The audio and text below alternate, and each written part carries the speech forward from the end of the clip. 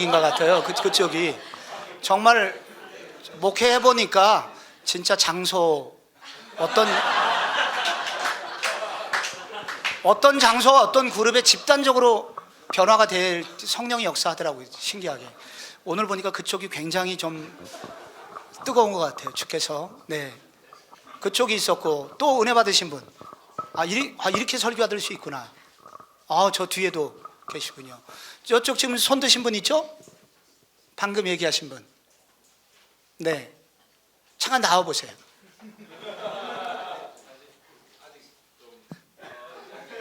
얘기 그냥 하셔도 돼요.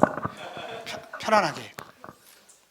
그럼 그 자리에서 한번 일어나 보세요. 잠깐만 얘기해 보세요. 어떤 나눔을 하셨죠?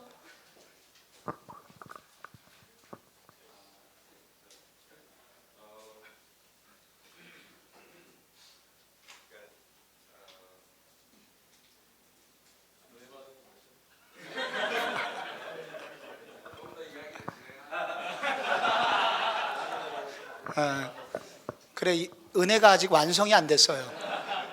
저 뒤에 손 드신 분 계셨죠, 아까? 애기 아빠.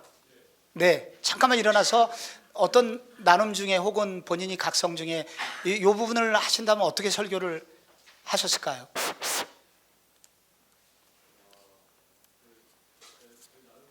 의인은 없다, 하나도 없다, 그런 말씀 이제 있는데, 사실 그 의인 10명을 찾으시는데 결국 의인이 없어가지고 그 소돔과 고모라 망하지 않습니까? 네. 근데 아브라함은 그 중보자적 입장에서 계속해서 하나님 앞에 기도했고, 결국 의인이 없어서 망하게 되었는데, 그 아브라함을 통해서 그 우리 가운데 중보자로 계시는 그 예수 그리스도의 마음을 우리가 좀 알 수 있었고, 그 그리스도께서는 한 의가 되셔가지고 영원히 죽을 수밖에 없는 죄를 살리셨다, 그런 관점에서 좀 보게 되었습니다.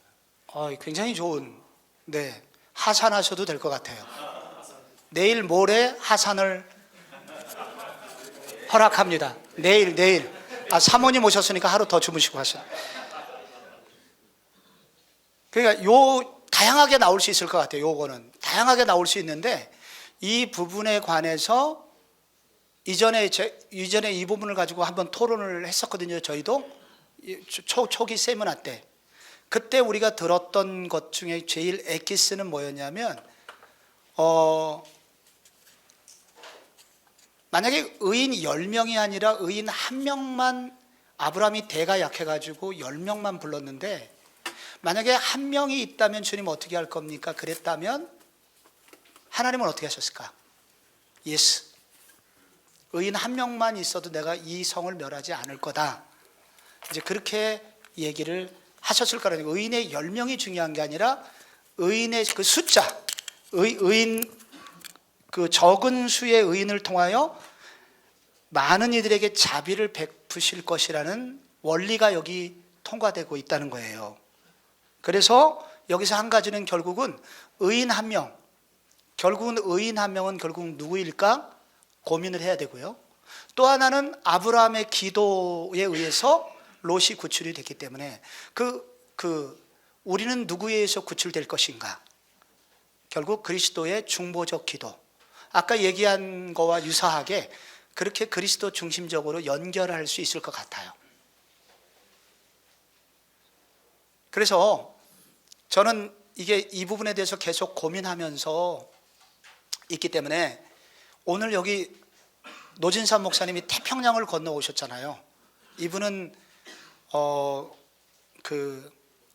매주 부교육자들과 함께 이 설교 요와 같은 유형으로 복음 조각을 찾고 고민하시는, 노력하는 설교자세요. 그래서 우리한테 이제 굉장히 많이 이인호 목사님은 아시고, 박두진 목사님 아까 설교를 하셨는데 그리스도 이 팀 켈러의 설교로 설교학 박사를 받으셨어요. 따끈따끈하게. 그래서 이제 요 과를 이제 제가 끝난 건 아니고, 여러분 중에 혹시 이 분야에 대해서 어떤 설교에 대한 고민 혹은 무엇이든지 기탄 없이 묻고 싶은 것이 있을 것 같아요. 그래서 여러분 속에 정리하시고 그렇게 해서 그 질문을 이제 주시면 여기 계신 분들이 한번 요 설교의 분야, 이거는 계속 고민하는 영역이기 때문에 이 부분에 대해서 여러분의 혹시 고민이나 질문 이런 게 있으면 한번 좀 기탄 없이 해주시면 좋겠습니다. 어떤 질문이나 받겠습니다. 10분만 할게요. 요 시간을. 있으십니까? 네.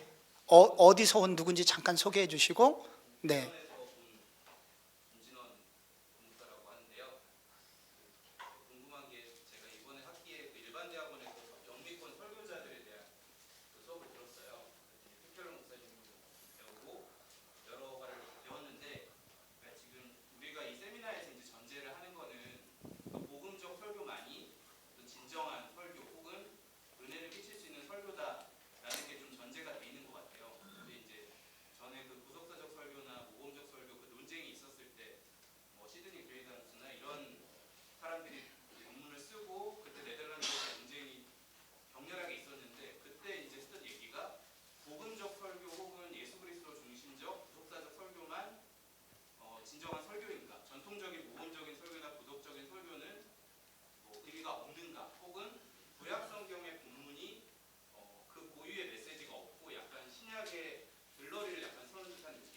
네.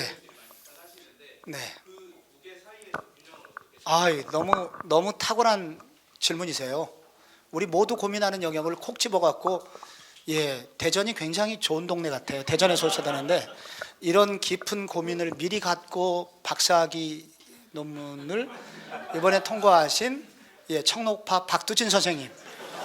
네, 어떻게 생각하세요? 어떻게 도움을 좀 줄 수 있을까요?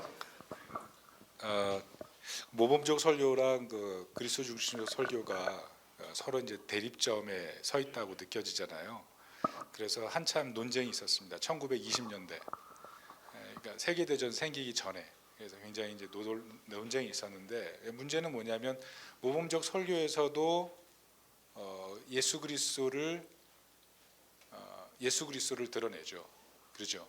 그래서 구속사적 설교를 주장하는 측면에서는 모범적 설교에서도 그리스도를 드러내기 때문에 이게 서로 이거 괜찮구나라고 이해를 했고요. 그리스도 중심 설교에 있어서도 이제 공격받았던 이유는 뭐냐면 그리스도를 드러내는 것이 본문에 있어서 너무 애매한 거 아니냐, 억지스러운 거 아니냐. 그래서 이제 그것 때문에 좀 한참 얘기가 됐다가 모범적 설교에서도 그리스도 중심의 어떤 본문의 흐름이 있기 때문에 그것이 틀린 것이 아니다. 이렇게 서로 이제 그래서 그런 얘기가 되면서 자연스럽게 모범적 설교가 뭐 맞다, 그리스도 중심적 설교가 맞다, 이 부분 논쟁이 사라져 버렸어요. 그래서 역사적으로 이제 사라졌지만 중요한 건 이제 신학자들은 구속사적 설교, 그리고 본문 중심의 설교, 여러 설교 패턴을 얘기하면서 특별히 이제 합동측 같은 경우에는 이제 본문 중심의 설교가 이제 중요하다고 얘기를 하는데, 제 생각은 본문이 성경 전체가 얘기하는 것이 그리스도이기 때문에 그리스도 중심으로 본문을 풀어가는 것이 굉장히 중요하다고 생각하고, 특별히 이제 우리가 복음 중심 설교를 하는 이유는 그만큼 이 한국 교회의 심각한 문제가 어디서부터 왔느냐, 이 문제를 어떻게 해결해야 되냐라는 문제인데, 지금까지 우리가 했던 어떤 설교의 패턴들이 굉장히 예수님을 드러내고 예수님을 힘입어서 문제를 해결하기보다는 I can do spirit으로 우리 화장실, 남자 화장실에 가보면 알겠지만 그 화장실에 담요를 갖다가 짧은 담요인데 위로 올리면은 머리 다리 나오고 아래로 하면 머리 나오니까 힘들다, 그러니까 웅크려서 사는 그 긍정적인 마음이 있어야 된다, 이런 식으로 사실은 설교를 했잖아요. 목사님 죄송해요. 이게 이제 늘어지지 않기 위해서 이제 질문에 대한 이제 답을 하셨는데, 아까 그 모범적 설교와 구속사적 설교의 대립각이 있어 싸움이 좀 있었다 그랬는데, 이 박사님께서 조금 더 공부를 해보니까 싸움이 끝났다. 네. 이제 이게 지금 아직 대전까지는 안 가서 아직은 시간이 좀 있는데 조금 있으면 대전까지 그 내용이 다 전달이 될 것 같아요. 그래서 싸움은 일단 끝났고, 그 다음에 그리스도 중심적 설교, 모범적 설교를 우리가 배척하는 것이 아니라 상호 보완적인 것도 있을 수가 있는데, 지금 한국 교회의 지금 정황이 지금 진자의 축이 너무 이쪽으로 가 있으니까 나는 할 수 있다 쪽으로 갈 수 있으니까 그래서 그리스도 중심적 설교로 균형을 맞추기 위해서 조금 더 이 시대가 강조를 해야 된다는 그런 답변을 좀 해주셨습니다. 너무 좋은 질문 감사드려요.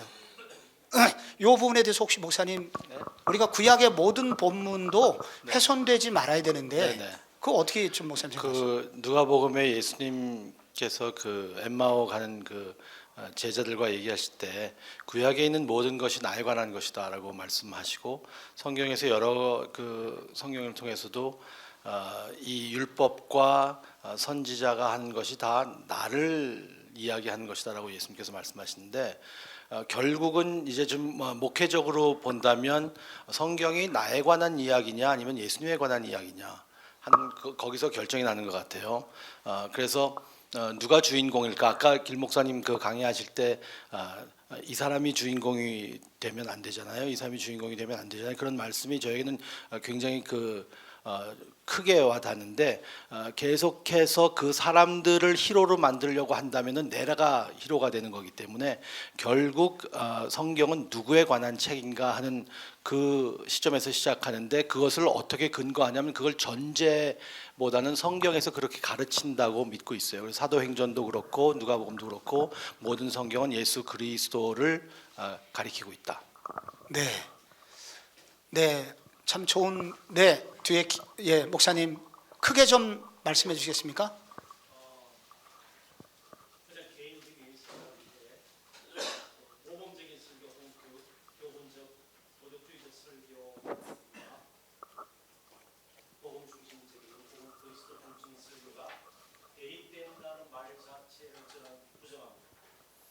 왜냐하면 결국 설교의 내용은 이렇게 살아라고 끝나야 돼요. 그렇잖아요. 그냥 예수님께서 우리를 위해서 십자가에 돌아가셨습니다. 근데 잘못하면 그리스도 중심적 설교가 날마다 우리 목사님은 십자가만 이야기하네. 그런 이야기를 많이 들었거든요. 네, 그러면 점점 열정이라든지 감동을 잃어버리는데 근데 제가 생각하는 그리스도 중심적 설교, 복음 중심적 설교는 이렇게 살아야 되는데 사라지지가 않잖아요. 네, 성경 자체가 구구사적으로 볼 때 창조, 타락, 구속, 완성. 네, 그러니까 성경은 어떤 개인적인 인물 이야기가 아니고 왜 그리스도가 필요한지, 왜 오셨는지 이 부분이 명확하면 구약에서 억지로 막 예수 그리스도 할 필요가 없다고 생각해요. 네. 메리트보다는 실례하지만 질문하시는 건지 혹은 강의를 하시는 건지 앞으로 나오셔서 네 나오시죠. 저하고 자리를 바꾸시는 게 아니 여기 계시고 그냥 서 있으면 되게 앉아보세요. 예. 네, 네, 네. 그래서 제가 지금 우리 김정우 이사님이신데 예, 미리 불러드렸어야 되는데 네, 큰 누를 앉으셔서 네 말씀은 다 하셨어요, 그죠? 지금 예. 맞다고 해서 그래서 대리립이라기보다는 예수 그리스도가 모든 우리의 설교의 내용의 강조점의 권면의 해결책이 되어야 된다. 그러니까 이 그리스도 밖에서는 아무리 좋은 권면, 교훈, 예, 그런 좋은 내용의 설교라도 그것 자체가 완성이 안 되기 때문에 결국 해결점을 예수 그리스도께 찾아야 되고 그것 때문에 예수님 오셨으니까 이 부분이 설교에도 적용이 돼야 된다고 봐요. 설교의 구원입니다. 네. 앉으세요. 계속 가시려면 또 힘드시니까 도움이 됐기를 바랍니다. 혹시 또 질문 있으세요? 네. 어디서 오신 누구시죠? 네.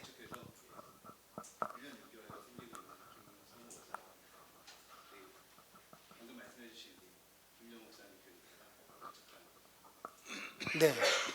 질문하겠습니다. 질문은 제가 이제 저도 복음 중심적 설교를 하고 싶어서 말씀하신 것처럼 복음 조각들을 찾는 연습을 하는데 제가 이게 잘 찾고 있는 건가라는 항상 의문을 가질 때가 있습니다. 근데 제가 이제 설교학에서 배운 거는 어떤 단위 본문에 그 서기적 의미는 단 하나다. 저는 이렇게 배웠고, 그러니까 어떤 본문이 가지고 있는 진정한 의미, 본문이 나타내고자 하는 진정한 의미는 사실 하나고, 그렇지만 그것이 다양한 컨텍스트 안에서 다양하게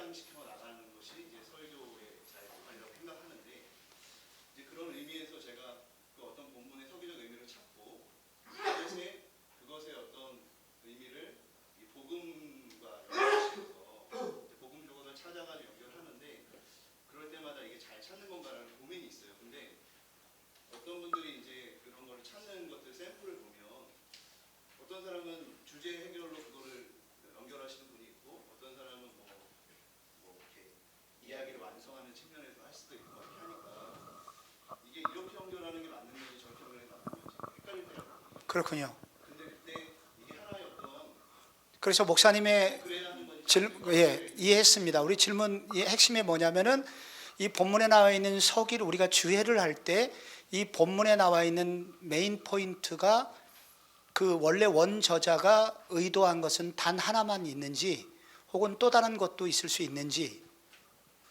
그 연결을 할 때 그 연결이라는 것은 그 본문에서 연결이라는 것은 그러니까 복음과 연결할 때 어떤 구약의 본문 네, 예수 그리스도와 복음과 연결할 때 그것이 패턴이 하나만 있는 건지 아니면 그 본문에 여러 가지 패턴으로 복음과 연결할 수 있는 건지 네. 뭐 여러 가지로 할 수 있다는 것이 이제 결국은 정답인데 요 본문에 대해서 고민하신 또 이사님이 여기 계셔요. 그 이노 목사님 먼저 노진사 목사님. 아까 했으니까. 이인호 목사님. 네. 이렇게 어려운 문제를 나한테 잘 모르겠어요. 제가 솔직하게 저도 제가 설교할 때마다 맞는 건지 잘 모르겠어요. 그냥 그동안 열심히 신학 공부하고 말씀 연구하고 또 늘 강의 설교하고 뭐 신학교 때 아나톨레에서 말씀 연구하고 또 우리 아나톨레에서는 뭐 이제 성경 연구 뭐 제가 개인적으로 PBS 한 40-50권 이상 했고 또 계속 신학책 읽고 그래서 그냥 감으로 이 정도면 이상하진 않을 것 같다. 이 정도면 알레고리칼한 것 같지는 않다. 저는 그냥 그렇게 해요. 뭐 사실 이 얘기는 스티븐 목사님이 하셔야 되고 또 이 얘기는 내일 옹기선 목사님이 해야 되는데 우리 너무 많이 진도 나가면 안 되거든요. 그래서 제가 더 얘기하고 싶어도 내일을 위해서. 맞아요. 근데 내일은 이제 관점은 좀 다를 거예요. 이건 이제 엑서지시스의 문제인데 방금 목사님께서 말씀하신 것을 대부분은 이렇게 그러니까 넓은 의미로 다 이해가 될 것 같아요. 이 설교라고 하는 영역이 우리가 엑서지스를 해서 이 그리스도에게 관한 관점이 다리가 하나만 있냐? 저는 뭐 한강을 넘나드는 수십 개의 다리가 있다고 생각해요. 그래서 우리가 그쪽으로 강남북이 연결이 그렇게 될 수 있죠. 그래서 우리가 하나만 있지는 않다. 네, 그 질문 어려웠지만 네, 근데 좀 obvious한 거는 symbol completion, 뭐 symbol fulfillment나 이런 게 있는데 거기에 뭐 story completion으로 들어갈 수는 없죠. 그러니까 그런 obvious한 것들은 있잖아요. 그러니까 당연한 것들은 금방 찾을 수 있는데 이제 좀 애매한 것들을 할 때 이게 스토리 컴플리션으로 가야 되느냐 아니면 러 풀필먼트로 가야 되느냐 이게 딱 하나가 있느냐 그렇잖아요. 근데 제 생각에 답은 목사님이 지금 하시고 계시는 게 틀리면서도 맞아요. 그리고 맞으면서도 틀리고. 너무 많은 스트레스 없었으면 좋겠고 어느 정도 큰 윤곽에서 틀리지 않다면 이게 경찰서에서 잡아가는 건 아니니까 편안한 마음을 가지고 설교를 계속해 나가시면 될 것 같아요. 우선 네. 저는 수원에서 온 김광석 목사입니다. 오늘 이야기는 굉장히 많은 도전과 그 은혜가 있었는데요. 한 가지 좀 먼저 궁금한 것은 지금 현재 한국 교회 문제나 또 그것을 향한 회복을 생각해 볼 때 설교의 주제나 방향이 도덕적이거나 행동 지향점이거나 혹은 율법적 설교이기 때문에 이런 위기를 맞이했다라고 하는 전제가 있는 것 같아요. 네. 그 문제에 대한 그런 그 초점이 맞는 건지 혹은 설교의 어떤 것을 풀어내는 방식의 문제 혹은 또 좀 더 자체적으로는 목회자의 어떤 그 지금 현 상황에 대한 조치 또 그걸 통해서 자기 건강과 이런 것들에 대한 걱정들의 문제는 없는 거죠. 그러니까 좀 본질적으로 그런 좀 전반적인 네. 이런 방향성은 이제 일단 이인호 목사님에게 마이크를 주고 고민을 한국교회에 대한 문제였기 때문에 이제 또 김정호 목사님도 계신데 이게 이제 한국교회의 문제가 지금 현재 한국교회 지금 무기력함으로 저는 표현을 했고 패배주의라는 단어 좀 심할 수도 있는데 그러나 대부분의 목사님들은 공감을 하고 그렇기 때문에 그런 목회와 신학 같은 여러 잡지에서 특집이 계속 그런 식으로 나와요. 수년간 훑어보시면 제가 한국교회를 진단하는 기자들이 또 돌아다니고 그러면서 이제 주제들을 잡아 나갈 때 침체교회 탈출이라는 주제가 목회와 신학 특집으로 실린 것 자체도 그런 맥락이 있다는 거죠. 현재 상황은. 그런데 그것이 어디로부터 왔느냐고 하는 것은 이제 병의 원인이 어디로부터 왔느냐. 이게 그런데 이제 하나만 올 수 있고 합병증으로 올 수도 있는 거거든요. 그렇기 때문에 이 병에 관한 진단은 사실은 두려운 것이기 때문에 조금은 학자들 조금 더 용역을 맡겨야 됩니다. 이거 돈 주고서. 그래서 그렇지만 그렇기 때문에 우리가 기도하고 이만큼 좀 앞섰던 선배들의 입장에서 볼 때 오늘날 한국교회 무기력이 어디로부터 왔느냐라고 할 때 이 설교자들의 책임도 크다는 것이 어느 정도의 공감은 있어요. 이게 반드시 이거다. 우리가 인문학이라는 게 과학이 아니잖아요. 그렇기 때문에 어떤 공감이 있기 때문에 이제 이런 얘기도 할 수 있고 여러 지금 얘기한 소스들이 있는 거죠. 그래서 이 중에서 우리 선배님들이 어떻게 느끼시는지 한국교회가 오늘날 이렇게 되는데 우리가 어떤 이런 설교들이 결국은 오늘날의 한국교회를 만드는 일에 또 나쁜 기여를 하지 않았느냐 그런 차원에서 지금 질문을 했거든요. 그래서 어떻게 생각하시는지 이인호 목사님 먼저 선배이니까 네. 계속 어려운 질문은 저한테 주어지는데요. 사실 저도 고민하고 있는 부분인데요. 지금 한국 교회가 이제 도덕성의 질타를 받고 있잖아요. 그러다 보니까 저는 이제 그러기 때문에 한국 교회가 도덕적이어야 된다라고 하는 도전이 이제 어떤 면에서는 우리의 설교나 모든 것이 윤리적이고 도덕적이고 율법적으로 가야 된다는 압박으로 다가오는 것 같아요. 그래서 이제 우리의 설교가 좀 예리하고 도덕적이고 세상의 상식과 맞고 그럴 때 이제 박수를 얻게 되고 인기를 얻게 되고 여기에 이제 우리가 빠지기 쉬운 함정이 있다고 보는 거죠. 만약에 그렇게 해서 사람이 바뀔 수 있다면 예수님이 오실 이유가 없고 또 바리새파들이 율법을 통해서 하나님 나라 이루겠다고 하는 운동이 질타받을 이유도 없는 것인데 이런 유혹 속에서 이제 예수님의 길을 가기 위해서 교회가 회복해야 될 것이 무엇인가 하는 것을 고민하고 우리가 이런 모임을 하는 것은 그 길을 가는 데 있어서 저도 계속 흔들리죠. 그럼에도 불구하고 이 길을 통해서 이 길만이 세상을 바꾸는 길이라고 확신하기 때문에 당장에 나타나지는 않을 수 있어요. 그러나 저는 예수 그리스도만이 정말 사람을 바꿀 수 있고 율법을 온전히 우리 삶 속에 이루도록 하는 유일한 길이라고 믿기 때문에 그것에 대해서 좀 도전을 받고 체계적으로 공부하고 설교를 하고자 하는 것이고요.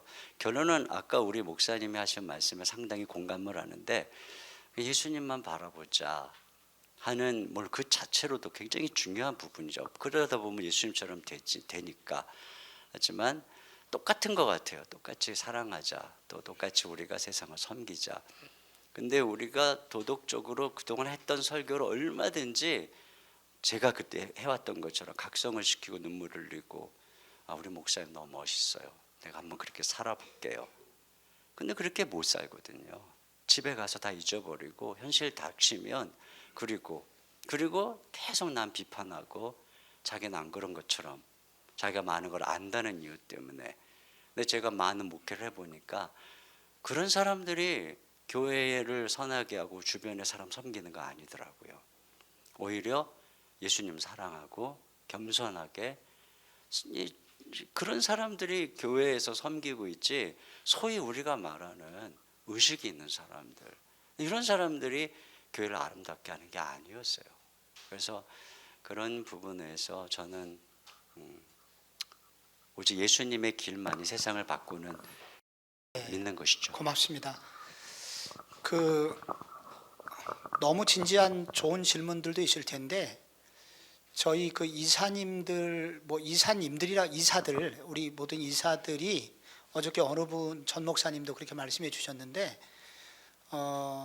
저도 이제 교회의 사이즈 때문에 이사를 많이 해요. 어디 단체 이사를 해야 되는데 근데 여기 이사만큼 정말 대접 못 받으면서 고생하는 이사들이 없습니다. 그러니까 예를 들자면 이거 모두 같이 해야 되고 다 저희들이 회비 다 내야 되고 그다음에 이사 회의 어저께 이틀간 2시간 3시간 또 전망을 놓고 했는데 차 한 잔 갖다 주느니 없고 어느 교회 와갖고 여전도에서 동원돼 가지고 물 떠다 주는 것도 없고 근데 이렇게 하게 되는 모든 이사들 지금 선배 이사들 저도 따라가는 사람으로 이렇게 하는 것만 봐도 내가 잘 못 봤어요. 선배들 중에서.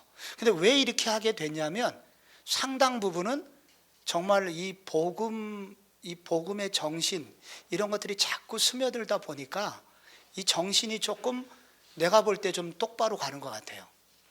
이렇게 가는 게 똑바로 가는 길이라고 저는 생각을 하는데 그래서 이런 모습들이 있고 그래서 저는 오늘 쉬는 시간에 중간중간에 궁금하시거나 그러면 기탄 없이 여기나 주변에 있는 좀 선후배들끼리 좀 이런 부분을 같이 좀 고민하고 함께 이런 문제를 가지고 가자는 거죠. 그래서 이거 끝나고 기탄 없이 그런 시간을 가졌으면 좋겠어요. 절대로 지금 이제 시간이 12시가 다 됐기 때문에 다른 건 몰라도 밥 시간은 지켜야 되거든요. 우리가 아무리 천하 없는 강의와 토론자가 있다 하더라도 이건 지켜야 되는데 팀 켈러의 그 복음 부흥에 관한 것을 팀 켈러는 어떻게 그거를 마지막 마치냐면 시편 126편을 그분이 언급합니다. 소위 이제 데릭 키드너 요즘 무슨 주석이더라 그거 델리치 주석을 하면서 그분이 마지막에 그 요약을 하면서 마치는데 이런 거예요. 여호와여 우리를 남방 시내들 같이 돌려보내소서. 울며 눈물을 흘리며 씨를 뿌리는 자는 기쁨으로 거두리로다. 울며 씨를 뿌리러 나가는 자는 반드시 기쁨으로 그 곡식단을 가지고 돌아오리로다. 이렇게 이 시편 126편을 언급해요. 여기 이제 소위 제2의 출애굽을 한 소위 말해서 이 바벨론 포로들이 돌아오는데 그런데 이 남방 시내들 같이 돌려보내소서 이제 이런 대목이 나오잖아요. 남방 시내들은 와디잖아요. 갑자기 비가 쏟아져서 강물을 흐르는 급격한 은혜 충만을 상징하는 것인데 우리가 이렇게 출애굽을 해갖고 돌아왔는데 현실은 오는 길도 그렇고 와서 보니까 완전히 황무지잖아요. 아무것도 할 수 있는 게 없어. 그럼에도 불구하고 다시 눈물을 흘리며 씨를 뿌리는 자는 기쁨으로 단을 거둘 거다 하면서 팀 켈러가 강조하는 느낌이 뭐냐면 이거 우리가 한 번에 끝나는 거 아니다. 우리가 어렵고 힘들어도 계속 씨를 뿌리다 보면 어느 날 거두는 거지. 그리고 당장 오늘 이거 몇 가지 우리가 아이디어를 얻었다고 당장 되면 먼저 한 5, 6년 앞서간 이사들은 억울하기 짝이 없죠. 그러니까 너무 급격한 영적 성장이 여러분에게 안 일어났으면 좋겠다는 게 제 한편 생각이에요. 눈물을 흘리면서 씨를 뿌리는 과정에서 이게 생기는 거지 당장 뭐가 되면 그거는 정상은 아닐 거다. 그래서 여러분이 계속 이 모임에 관심을 가지면서 함께 눈물을 흘리면서 씨를 뿌리는 각오로 여러분 주일 설교 준비하시고 수요 예배 준비하시고 금요 찬양 뜨겁게 부르짖어 기도하시고 이렇게 하면서 특세도 하시고 이렇게 하다가 우리끼리 또 연대하고 힘 빠지면 이렇게 해서 계속 눈물을 흘리며 씨를 뿌리게 되면 기쁨으로 그 단을 거두는 날이 오리라. 이 믿음을 우리 모두 좀 가지셨으면 좋겠습니다. 네.